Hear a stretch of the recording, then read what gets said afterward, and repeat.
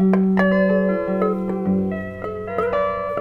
was actually on vacation last week, went on an RV trip, and I came back and I was like, looks like you guys did some rearranging. I didn't even ask, but I'm sure it was Zach that spearheaded that.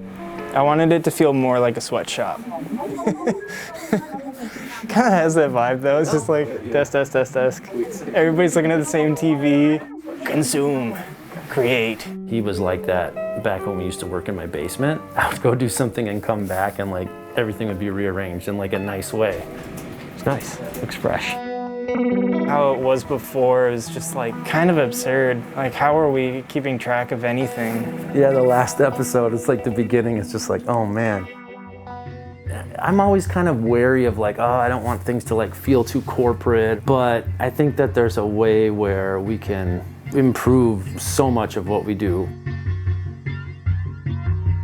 So Tyler has gotten really into this concept called lean manufacturing. Lean manufacturing. Tyler and Joel and me all read 2 Second Lean. He was just basically saying like, find something in your day, every day, make it 2 seconds faster.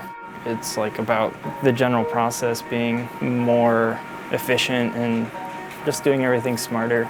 Which way is a pedal flipped? Like that matters. Which shelf is it on? It matters. Everybody's moving as like a unit instead of this kind of like doing a task. We don't even have to talk to each other really. Like it's just kind of like we know that's there, this is here. Every day we get a little bit closer to being the ideal version of what we have. We might not vacuum until we move out and then maybe just leave it. Like I'm not sitting in my own filth. I'm sitting around my own filth, but it's getting better every day. 2 seconds every day. We ended up hiring everybody that we kind of tried out because they're all awesome. If you would have told me a year ago we'd have 14 employees, I would not believe you for even 1 second. I know Tony and Jeremy from being in the music world. I've known Zach for a long time too, actually. More casually, but it was really cool to, you know, walk in and be like, oh, you guys pick good people. Yeah, she's probably just like normal, rich, famous person being. Right. Yeah, but everyone's like, Alan's so sweet and bubbly, like, I can't believe it. I was like the only Tony in every situation, so it's good to be in a place where I'm in close proximity to another one, you know? Tony and I agreed that we wouldn't use any signifier at all. Like you just have to call us both Tony. Molinaro means miller in Italian. I pound the grain. People initially were just like making boxes and are now like able to fully make a pedal from start to finish. Making boxes is one of the best jobs, dare I say, on earth. We have this spirit of enjoyment and improvement.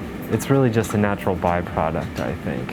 It feels good to be around. It feels productive and self-improving, to be honest.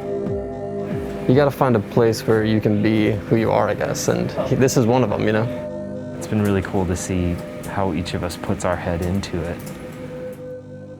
We kind of can't fit anybody else here during the day, and so we're starting to add people in the second shift now to get caught up. There's so many people working here now, like even without a pandemic, we almost need to split it up in a night shift. We've promoted Dan to the manager position. Now that he's a manager, we call him the Danager. Yeah, Joel's like, hey, mind if I add a couple people to the night shift and you can kind of oversee that? It's like, absolutely. And then he just dumps shit tons of money into getting it fixed every time. Is that the one that they drive up to the cabin in the first Evil Dead? All 3 Evil Deads, it's the exact same thing. That's so funny. Evil Dead 1 or 2? 2. And why? Groovy. That's a battle you're never gonna win. Yeah, it's just like... Same with the bus, like people would always pull out in front of me when I was driving. It's like, dude, you're gonna lose. Danager. I saw one of the State of the Bliss episodes where the company was kind of exploding and going crazy. I was like, man, maybe they could use some more help. And I'm really excited to be a part of it. Like, it's kind of a dream come true, really. A lot of the times I kind of assume stuff is just somewhere else in some magical land, but I was like, yeah, they're based in Minnesota. Well, maybe I can at least get an internship. So I emailed Joel and he got back kind of like, why exactly do you want to intern, not like have a position? I was like, well, I didn't know they were there. So Joel kind of just brought me out for coffee. It really felt like just like a conversation between two people and not some weird, you know, corporate-y thing.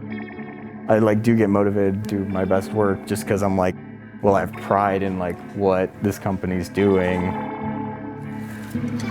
Been a fanboy of Chase Bliss since the original Warp vinyl came out, and been following the company ever since and been really interested in what Joel's been doing. And I also make pedals on my own. I've been doing a DIY pedals for probably 12 years.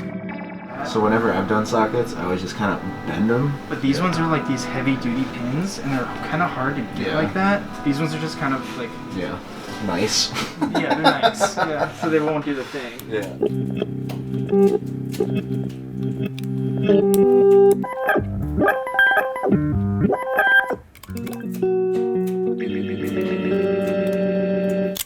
So yeah, I just tested a blooper for Carlos, blooper number 460.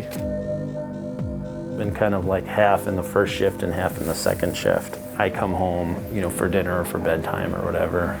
I don't have to be like in a rush in the morning, and it all kind of works out. Got my hard hat on, got my lunch pail, calibrating some pedals.